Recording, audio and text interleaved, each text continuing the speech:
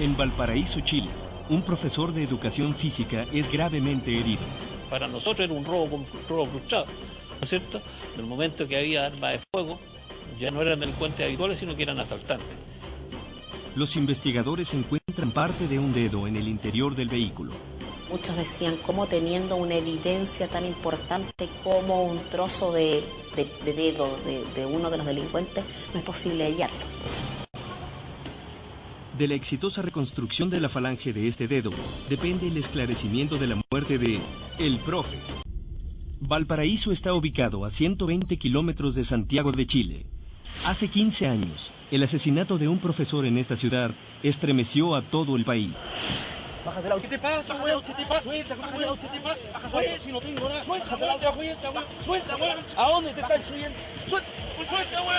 No, tírale, güey.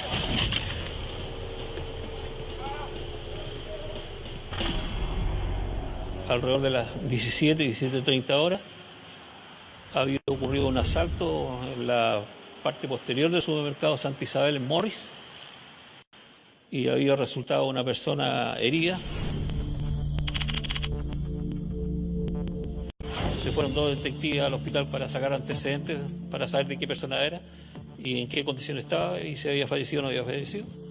Antes que Manuel Villarruel y la brigada de homicidios llegara a la escena del hecho, una patrulla de carabineros es la primera en responder a la llamada de emergencia y revisar el interior del vehículo de la víctima. Se encuentra un trozo de un dedo, más de la región marginal que corresponde a la parte más cercana a la uña. Sin esperar la inspección ocular por parte de la brigada de homicidios, la evidencia es remitida a los laboratorios forenses de carabineros en Santiago. Nos dividimos, ¿no es cierto?, para trabajar. Mientras se hacía el trabajo de inspección ocular, el otro grupo entrevistaba a la gente del supermercado Santa Isabel, donde hay muchos muchachos empaquetadores. Escuché un disparo y venimos corriendo hasta la esquina y vimos tres tipos arrancando. Para nosotros era un robo frustrado, ¿no es cierto? En el momento que había armas de fuego, ya no eran delincuentes habituales, sino que eran asaltantes. Los investigadores advierten la presencia de 2 manchas hemáticas. Una con estructura de charco justo al lado del lugar donde estaba el vehículo y la otra en forma de goteo en la acera de enfrente.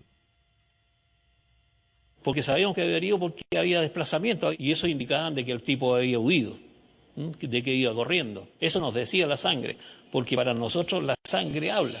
En los casos en los que hay varias manchas hemáticas o incluso una mancha hemática muy grande, una mancha de sangre muy grande, lo procedente es tomar diversas muestras de diversos lugares o de las diversas manchas que hay y ver si corresponden su patrón genético, su ADN a una misma persona o puede ser de personas diferentes. Las 2 muestras de sangre son enviadas al laboratorio de genética forense. Mientras tanto, en el hospital, los médicos intentan salvar a la víctima. Él llega prácticamente agonizante, con una herida de un diámetro de 5,5 centímetros de diámetro en la región orbitaria que abarca la región temporoparietal izquierda y el globo ocular. Estuvo unas horas de sobrevida en el hospital y falleció en horas de la noche, como 4 horas después de los que habían iniciado los hechos. Establecíamos ya que la víctima era un profesor de educación física, que esa persona, profesor de educación física, trabajaba en una universidad, había sido profesor de la Escuela Naval, profesor de educación física, profesor de esgrima, y que su nombre era Antonio Eduardo Ceballos Ríos. Tocan el timbre, me dice que hubo un incidente en el supermercado y que le dispararon a mi marido en la cara. Y no nos dejaron salir, o sea, no, espere, llamaban por teléfono. Y al rato después dice, lo siento mucho, su marido falleció. La muerte de Ceballos Ríos causa dolor entre los habitantes de Valparaíso.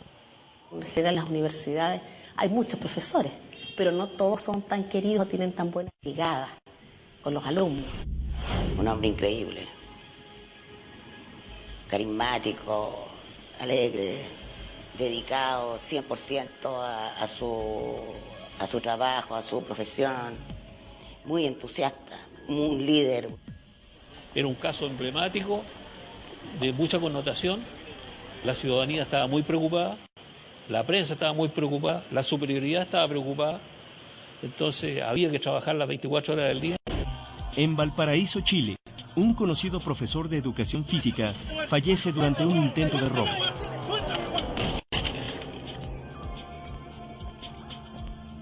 Las evidencias indican que uno de los atacantes está herido. Especialistas en genética forense están tratando de identificar patrones de ADN en la sangre recolectada en la escena del crimen. La Brigada de Homicidios, por su parte, se dispone a retirar la falange del dedo de los laboratorios de Carabineros. Retiramos evidencia con la finalidad de poder hacer un trabajo de reconstitución del tejido y poder obtener una mínima cantidad de puntos de acuerdo a lo que permite la legislación chilena en cuanto a la identificación. Entonces la idea era poder recuperar por lo menos el tejido y obtener un mínimo de 12 puntos. Cuando nosotros vemos una huella dactilar, la imagen que tenemos es la de una serie de líneas que normalmente dan una serie a su vez de curvas. Esto, cuando se mira con detalle, con una lupa o incluso con un microscopio de no muchos aumentos, lo que nos encontramos es una serie de características típicas. Todas esas detalles que hemos estado viendo, ojales, bifurcaciones, uniones de curvas, etcétera, es lo que se denominan puntos característicos y que son típicos de la huella dactilar de cada uno de los dedos de cada una de las personas. El problema que se ocasionó es que se detectó que el trozo de dedo correspondía a la zona marginal, donde no se aprecia núcleo, simplemente tejido y la uña. Lo primero que se hizo fue obtener una impresión dactilar, se fijó fotográficamente y se cambia de recipiente, se pone en una solución distinta con la finalidad de detener un poco el endurecimiento, cosa que se logra medianamente. En este caso los peritos nuestros en huella necesariamente tuvieron que reconstituir los tejidos. Hubo que echarle en un líquido, lógicamente, de formalina, pero al 10% formalina. Los resultados de la reconstrucción de los tejidos no se conocerán de inmediato. En este tiempo, los peritos de genética logran identificar dos patrones de ADN diferentes en la mancha de sangre que fue recaudada en el interior del vehículo. Medicina Legal, por su parte, finaliza la autopsia de la víctima. Que presentaba básicamente dos lesiones. Una que estaba en la mano derecha, entre el pulgar y el índice, muy pequeña, muy superficial, y la lesión principal que estaba en la cara.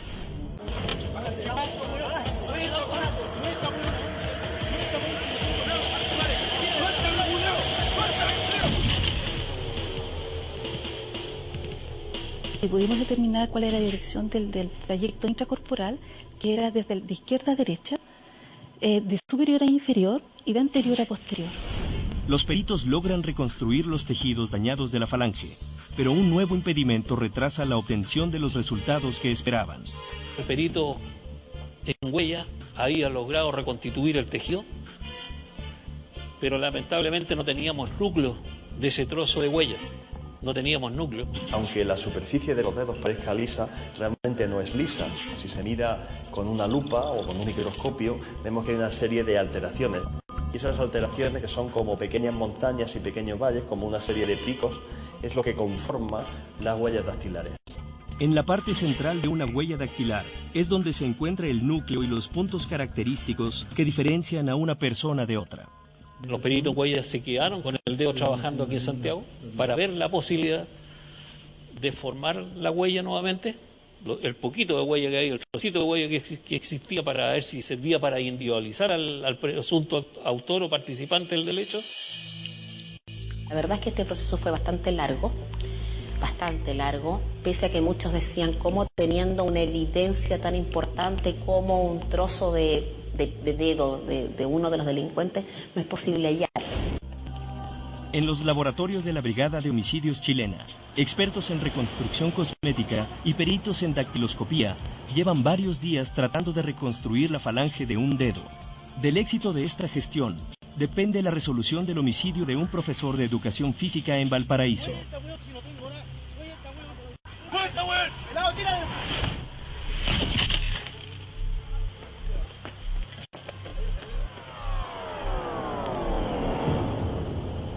Nosotros no podíamos estar esperando, porque la ciudadanía, la prensa en general, está muy preocupada y por ende había que tratar de esclarecerlo a la brevedad.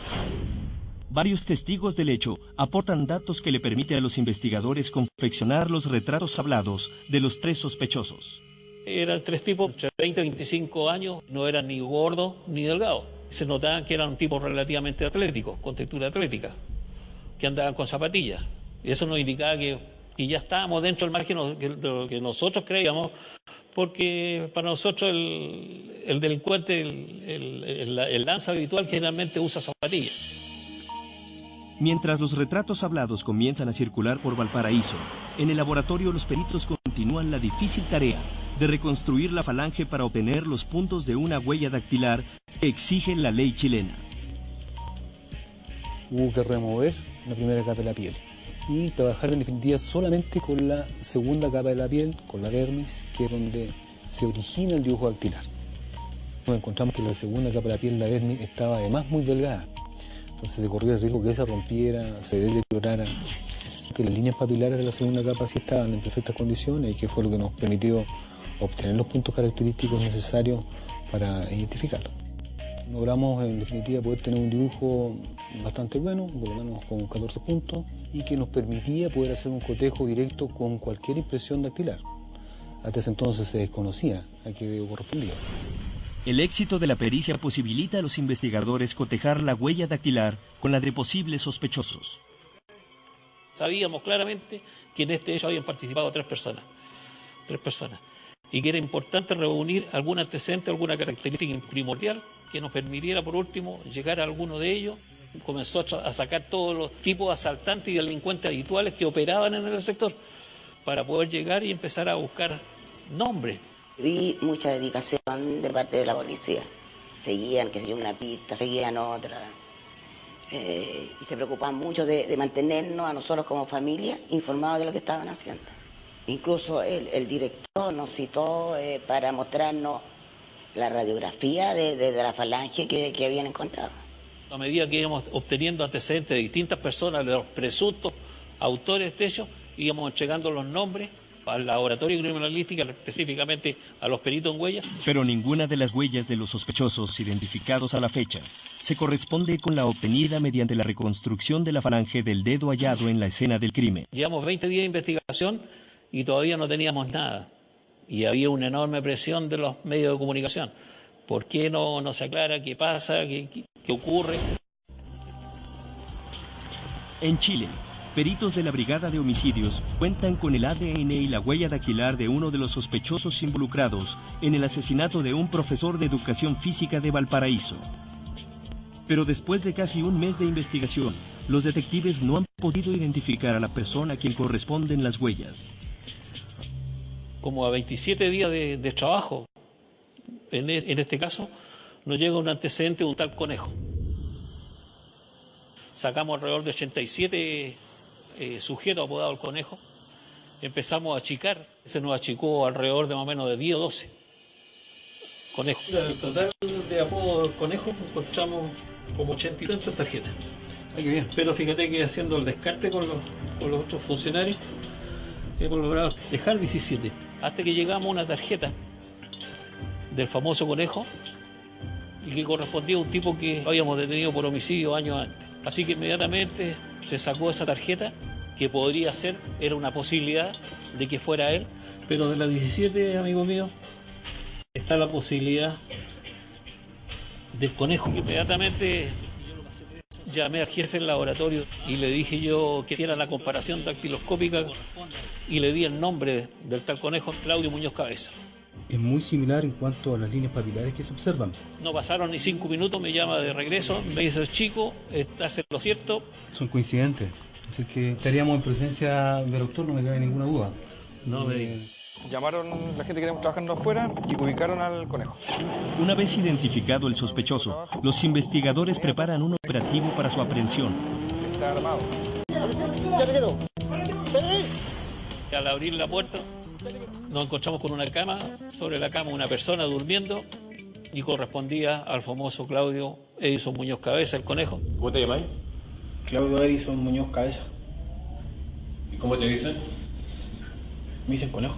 En la dependencia de la Policía de Investigaciones, el conejo confiesa el crimen y revela los nombres de sus cómplices. Toño y el otro era el Toñito. Nos dice que uno de ellos era el conocido por el Chino Toño en la delincuencia, en el ambiente delictual, y el otro un tal Toñito, que últimamente está dedicándose al robo con intimidación y por ende cambiar de especialidad. Nos señala el lugar donde podía estar detenido o donde podía estar viviendo, nos indica el lugar donde vivía el Toñito también. El Toño y el Toñito son detenidos y llevados a la dependencia policial. Estos tres delincuentes, según declararon en el proceso, se juntaron un día sábado y decidieron bajar al plan de Valparaíso a, comillas, vacilar, o sea, a pasarlo bien, a entretenerse con algo, y para eso querían un automóvil. La víctima había comprado algunas cosas y había salido a su mercado y se había dirigido a su vehículo. Y decidieron ir a quitarle el auto. Pero el profesor Ceballos, deportista, profesor de educación física con muy buen estado físico, opuso resistencia. Y al no poder sacarlo, ¿cierto?, entre los tres, el Chino Toño opta por sacar su escopeta recortada que tenía bajo su vestimenta, lo encañona de muy cerca apuntándolo a su rostro, en tanto los otros dos tomándolo de distintas partes del cuerpo y el conejo prácticamente de la cara, es que se produce el disparo. Se produce el impacto, ven a la víctima totalmente con su rostro y cráneo destruido, el conejo herido. El conejo, al verse herido, huye al final porque no sabía qué pasaba, no sabía qué más pasaba con su cuerpo, y ve que sus compañeros van huyendo en dirección al sur y opta también por seguirlo. En lo personal, yo creo que el éxito de esta diligencia ha marcado un hito entre la policía. Son muy pocos los casos que se han aclarado hoy en el mundo por evidencia tan pequeña. Yo rescato más que eso el trabajo de equipo que hace la policía. Porque aquí interviene no tan solo la gente del área de homicidio, que ellos hicieron todo el trabajo investigativo, pero hay todo un trabajo detrás en cuanto al trabajo laboratorio, a los especialistas en huella, la gente que investigaba en el gabinete. Al conejo se le dieron 15 años porque tenía una serie de hechos pendientes. El Chino Toño, por este caso, le dieron 15 años y el Toñito, que ha tenido 61 días. La familia del profesor Ceballos, sobre todo su mujer, su viuda, siempre fue una mujer muy digna en esto de la investigación de la muerte de su marido. Porque siempre lo comentamos, el gran dolor había sido su pérdida, su muerte, y todo lo que siguiera después era solamente el deseo de hacer justicia. Que después de largo trabajo lograron encontrar a este conejo. Para mí y para mis hijos, un alivio en el sentido de que el asesinato no iba a quedar impune, que no iban a estar libres, fueron todos presos. Con eso nosotros no nos iba a devolver, digamos, a nuestros seres queridos, pero por lo menos los asesinos iban a pagar. Interior del vehículo. Muchos decían cómo teniendo una evidencia tan importante como un trozo de dedo de uno de los delincuentes, no es posible hallarlos. De la exitosa reconstrucción de la falange de este dedo depende el esclarecimiento de la muerte de El Profe. Valparaíso está ubicado a 120 kilómetros de Santiago de Chile. Hace 15 años, el asesinato de un profesor en esta ciudad estremeció a todo el país. Bájate el auto. ¿Qué te pasa, weón? ¿Qué te pasa? Suelta, weón. ¿Qué te pasa? Suelta, si no tengo nada. Suelta, weón. Suelta, weón. ¿A dónde te estás subiendo? Suelta, weón. No, tírale, weón.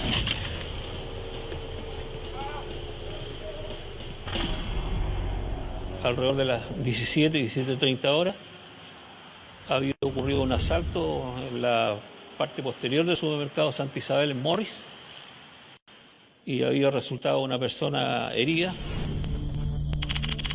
Esperar la inspección ocular por parte de la Brigada de Homicidios, la evidencia es remitida a los laboratorios forenses de Carabineros en Santiago. Nos dividimos, ¿no es cierto?, para trabajar. Mientras se hacía el trabajo de inspección ocular, el otro grupo entrevistaba a la gente del supermercado Santa Isabel, donde hay muchos muchachos empaquetadores. Escuché un disparo y venimos corriendo hasta la esquina y vimos tres tipos arrancando. Para nosotros era un robo frustrado. Se fueron dos detectives al hospital para sacar antecedentes, para saber de qué persona era, y en qué condición estaba y si había fallecido o no había fallecido. Antes que Manuel Villarruel y la Brigada de Homicidios llegara a la escena del hecho, una patrulla de carabineros es la primera en responder a la llamada de emergencia y revisar el interior del vehículo de la víctima. Se encuentra un trozo de un dedo, más de la región marginal que corresponde a la parte más cercana a la uña. Sin